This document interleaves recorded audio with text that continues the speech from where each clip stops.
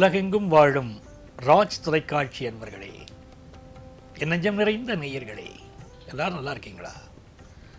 இந்த நாள் ஒரு இனிய நாளா, நல்ல நாளா, உங்கள் வாழ்க்கையில் மிகுந்த வெற்றிகளை தரக்கூடிய ஒரு மகிழ்ச்சியான நாளாக அமையணும் அப்படின்னு எல்லாம் வல்ல இறைவனை நான் பிரார்த்தனை பண்ணிக்கிறேன். நீங்கள் நல்லா இருக்கணும்னு நான் ஆசீர்வாதம் பண்ணுறேன். உங்கள் ஆத்மார்த்த ஜோதிடர்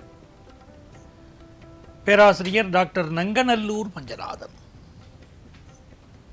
நம்முடைய இன்றைய ராசி பலன்கள் நிகழ்ச்சியில் இன்னைக்கு நம்ம பார்க்க போவது ஜூலை மாதம் 10ஆம் தேதி 2026ஆம் ஆண்டு பலன்கள் பார்க்க போகிறோம். தமிழ் வருடத்திலே இது ஆணி மாதம், பராபவ ஆண்டு, 26ஆம் நாள் வெள்ளிக்கிழமை. இன்னைக்கு காத்தால 10 மணி 5 நிமிஷம் வரைக்கும் சந்திர பகவான் பரணி நட்சத்திரத்தில் பயணம் பண்ணுறார். அப்புறம் கிருத்திகை நட்சத்திரத்தில் அனுகூலம் பண்ணுவார். இன்னைக்கு 2 விசேஷம் இருக்கு. ஒன்று சர்வ ஏகாதசி, இன்னொன்று கிருத்திகை விரதம். நீங்க 2க்குமாக சேர்ந்தே இன்னைக்கு விரதம் இருக்கலாம். ஏகாதசி விரதம் இருக்கலாம், கிருத்திகை விரதமும் இருக்கலாம். இந்த 2 விரதமுமே மிக உயர்ந்தது. உடலும் சுத்தமாகிறது, உள்ளமும் சுத்தமாகிறது. ஒரு மனிதனுடைய மனம் சுத்தமாக அமைய வேண்டுமானால் தியானம், யோகா அவற்றோடு இந்த மாதிரி அப்பப்போ பட்டினி போடுறது. லங்கனம் பரம ஔஷதம்னா விரதம் இருந்து சுவாமியை பிரார்த்தனை பண்ணுவது மிகுந்த நன்மைகளை தரும், கோரிக்கைகளை நிறைவேற்றி தரும். மேஷராசி அன்பர்கள், ராசிக்கு அதிபதி யாரு? செவ்வாய் பகவான். அது செவ்வாய் பகவான்னா அதுக்கு அதிபதி, கிரகத்துக்கு அதிபதியே முருகப்பெருமான் தான். முருகனை வணங்குவோருக்கு கிருத்திகை விரதம் மிக மிக உயர்ந்தது. இன்னைக்கு கிருத்திகை விரதம் இருக்கணும். மனசு முழுக்க ஓம் சரவண பவங்கிற மந்திரம் சொல்லணும். சில நேரம் என்ன பண்ணுவோம், விரதமெல்லாம் இருப்போம். ஆனால் பொண்ணு என்ன பண்ணுறது, பேரன் என்ன பண்ணுவா, ஸ்கூலுக்கு சரியாக போனாங்களா, ஆஃபீஸ் சரியாக போனாங்களா, இப்படியே சிந்தனை இருக்கும். இறைவனை பற்றிய சிந்தனைங்கிறது குறைஞ்சு போயிடும். பூஜை ரூமில் உட்காந்து சுவாமிக்கு பூஜை பண்ணுவோம், மணி அடிப்போம், எல்லாம் பண்ணுவோம் தான். ஆனால் மனசு எங்கேயோ இருக்கும். அப்போ மனம் லயித்து சுவாமியை பூஜை பண்ணால் தானே காரியம் நடக்கும். ரொம்ப முக்கியம் இல்லையா அது? மேஷராசிக்காரர்கள் இன்னைக்கு கிருத்திகை விரதம் இருந்து முருகப்பெருமானை வழிபட்டால் ஐஸ்வர்யம் பெருகும், மனதிலே நிம்மதி பெருகும், நீங்கள் எதிர்பார்க்கும் காரியங்கள் இந்த நாளில் அனுகூலமாகும், வாக்கு பலிதம் உண்டாகும், கம்யூனிகேஷன் செக்டாரில் பலருக்கு வேலை வாய்ப்பு கிடைக்கும். ரிஷபராசி அன்பர்களே, இது ஒரு மகிழ்ச்சியான நாள். சுக்கிர பகவானை பார்த்தீங்கன்னா இவர் சிம்மத்தில் உட்கார்ந்து இருக்கார். சிம்ம சுக்கிரன் ஒரு ராசிக்கு அதிபதி, 4ஆம் இடத்துல இருக்கார். சர்வ வல்லமை, இதையாவது சாதிக்கணுங்கிற வாழ்க்கையில் ஒரு ஆர்வம். வீட்டுக்கு ஒரு நல்ல பொருள் வாங்கினா எப்படி இருக்கும், ஒரு எலக்ட்ரானிக் பொருள் வாங்கினா நல்லா இருக்குமே அப்படிலாம் தோணும். இன்னொரு புறம் பார்த்தீங்கன்னா ஒரு கார் வாங்கலாம் அப்படிங்கிற சிந்தனை இருக்கும். கோபம் மட்டும் நிறைய வரும். ரிஷபராசிக்கார ஆளுக்கு இப்போ கோபம் வரும். ஏன்னா செவ்வாய் ராசியில் உட்கார்ந்தார்.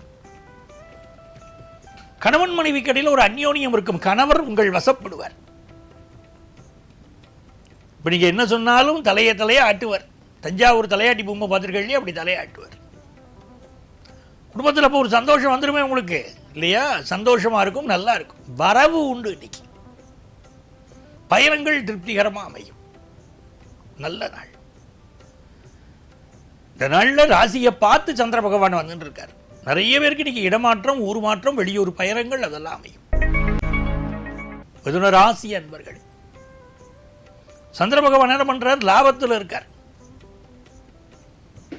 அப்போ இந்த நாள் என்ன பண்ணணும், உங்க ராசிக்கு அதிபதியான பெருமாள் இருக்கார் இல்லையோ, அவருக்காக ஏகாதசி விரதம். ஏகாதசி விரதம் இருந்தால் என்ன பண்ணணும்? ஓம் நமோ நாராயணாய நமகா, இந்த மந்திரத்தை சொல்லிட்டே இருக்கணும். இந்த மந்திரத்தை சொல்றது ரொம்ப விசேஷம். விஷ்ணு சகஸ்ரநாமம் சொல்றது இன்னும் விசேஷம். இவ புதன் பகவான் உங்களுக்கு ரொம்ப சாதகமாக இருக்கார். ராசியிலேயே உட்கார்ந்து இருக்கார். ஃபினான்ஷியல் இம்ப்ரூவ்மெண்ட்டை கொடுப்பார், பிஸ்னஸ் டெவலப்மெண்ட்டை கொடுப்பார்.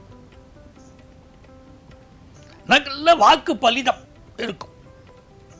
பிஸ்னஸில் புது எனர்ஜி வரும். திடீர்னு ஒரு எனர்ஜி வரும். நம்ம சாதிக்கணுங்கிற எண்ணம் வரும்.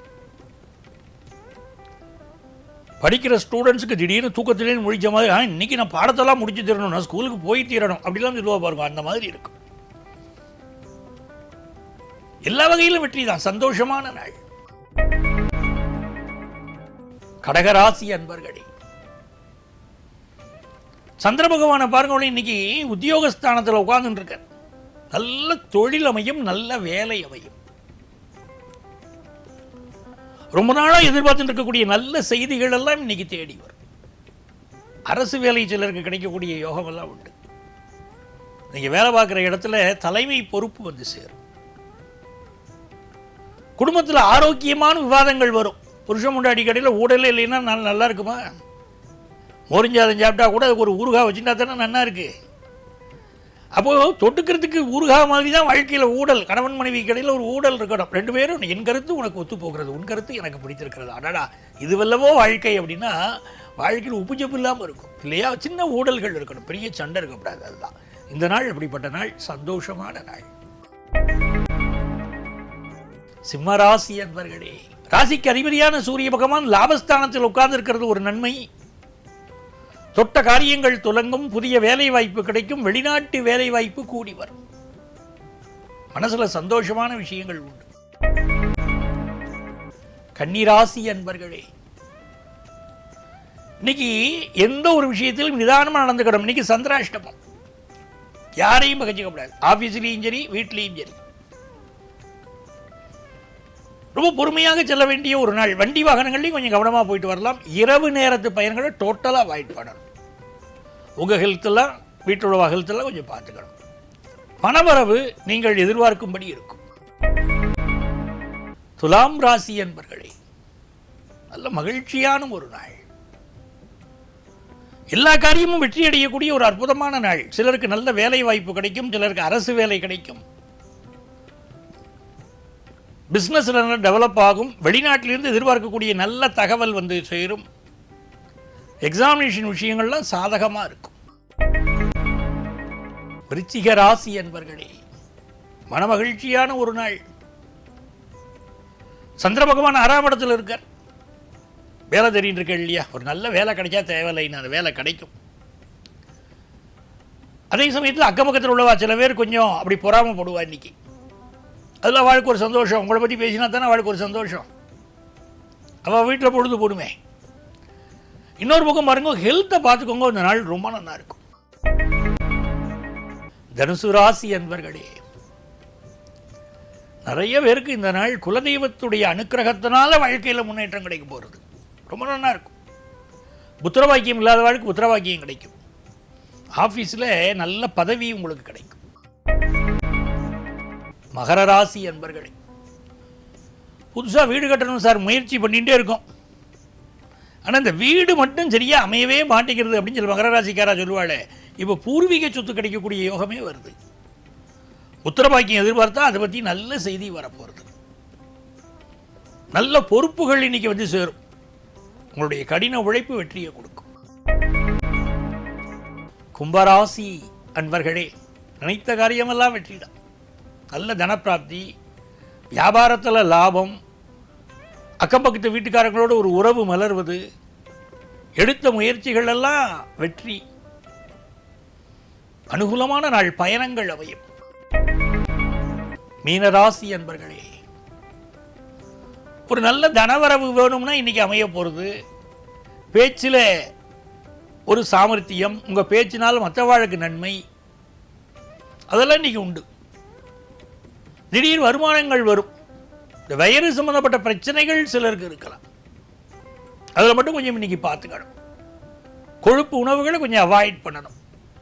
ஃபினான்ஷியலாக பெரிய வெற்றிகள் இருக்குது. புது பிஸ்னஸ் விஷயங்கள்லாம் வெற்றிகள் இருக்குது. நிறைய சந்தோஷம் இருக்குது. நல்ல அன்பர்களே, நாளைய பதிவில் மீண்டும் உங்களை சந்திக்கிறேன். உங்கள் ஆத்மார்த்த ஜோதிடர் பேராசிரியர் டாக்டர் நங்கநல்லூர் பஞ்சநாதன்.